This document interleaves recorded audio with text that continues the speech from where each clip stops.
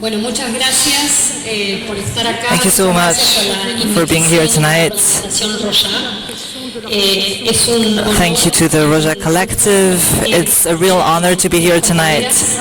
It's a real luxury to share this panel with my comrades here tonight. I'm from Argentina, and I wanted to share some specific points with you because they seem very important for me.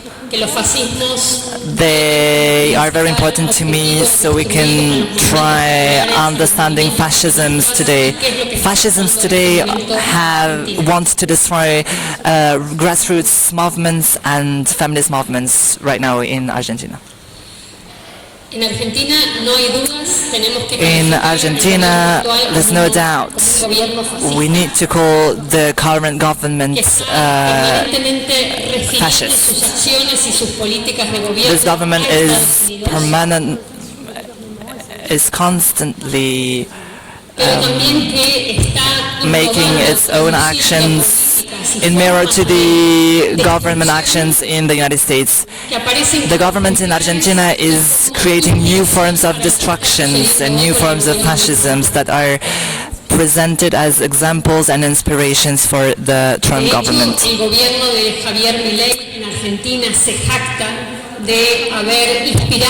Javier Milei government in Argentina is very proud to have inspired Elon Musk in its budget cuts. It seems very important for me to talk about how a lot of countries in the global south are again the laboratory for a new liberal fascism, just like it was in the 90s. There's a very important point that for me is a very important characteristic of Milei's actions right now. And I think we can think about what he's doing through a specific lens that is called colonialism from the inside. The Mexican sociologist Pablo Casanova talked about it and created this concept, and then it was used by other intellectuals in South America, and it was also used in public debate. In the sense that colonized countries have to develop a specific economic war against their own people, so they can be validated by imperialist powers. This economic war against the people today in Argentina has its main objective is to destroy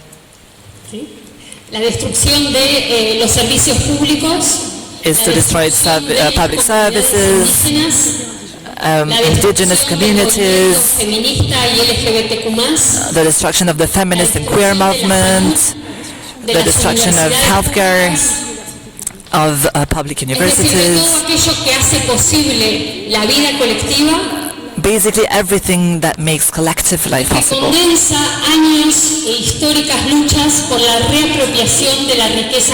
Everything that is the result of collective struggles to reappropriate collective goods, common goods. There's another point that sounds very important to me. There's a specific anti-feminism from the state, a state anti-feminism. What does state anti-feminism mean? It means that the government in a very clear way leads a war against what the feminist and the queer movement created and politicized the last few years. They managed to put some very specific subjects in the public debate, subjects like poverty, like austerity, like precarity. The state anti-feminism means that there's a specific policy of hate in the government communication, which allows all of those hates to become concrete, to become actual. It has very concrete effects on the lives of women, trans people, lesbian people, gay people, migrant people. El odio y la desesperación como modo del vínculo social. Hate and despair replaces social links and becomes a social link in itself. The state's anti-feminism is a transversal dynamic that we can identify right now in different governments that are far-right governments. This state anti-feminism is a training for violence, but is also a training for cruelty. Which means that all of that becomes a spectacularization of violence, a scenery of violence. Rita Segato, an anthropologist from Argentina, says that it's actually a pedagogy of cruelty. Pero también la conexión histórica de la crueldad con otros momentos de nuestra historia. She also says that we can link this with other historical moments in Argentina, like the indigenous genocide and the military dictatorship. From my point of view, the state anti-feminism and this logic of cruelty allows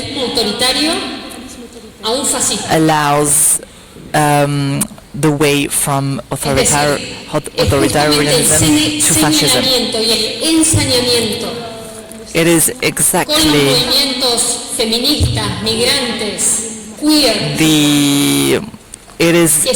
exactly those violences against migrant people and queer people and women. Those forms of violence become the possibility for cruelty. Before we call that authoritarian neoliberalism, but now we have to call it fascism.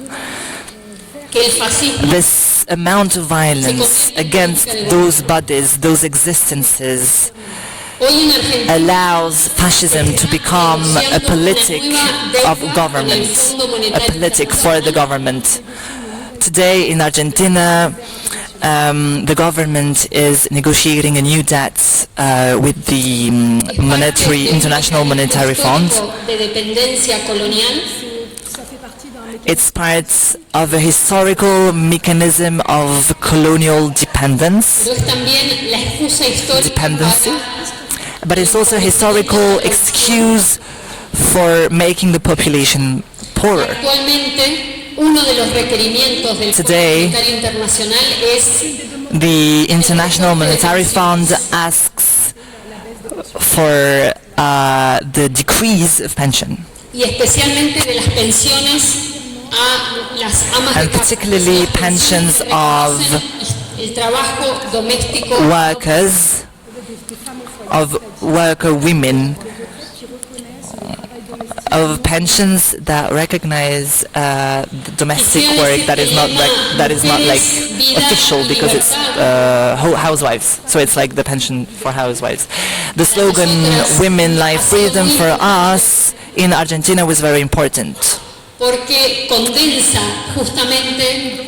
because it condenses, it synthesizes a lot of key words from feminist struggles around the world. Del modo en que se intenta justamente combatir la precariedad, la impunidad.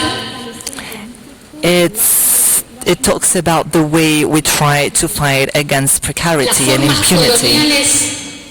Que en nuestro continente it's a way of talking about our struggles against colonial forms in our continent, South America, are being renewed right now because of the death because of debts, because of extractivism. From Argentina, for us today, we have a main demand, and this demand is linked with everything that I have already explained. Is linked with all of the movements and riots and mobilizations that will live. So this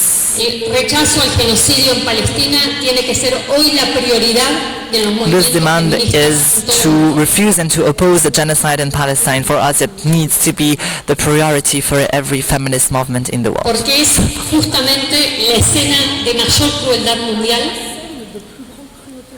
It is the place where the most cruelty in the world happens right now. And we need to look at that. We have to look at that because it's made visible. So for us in Argentina, it's very clear that we have a capacity for reaction, for mobilization for Palestine from our own struggles. So thank you very much. I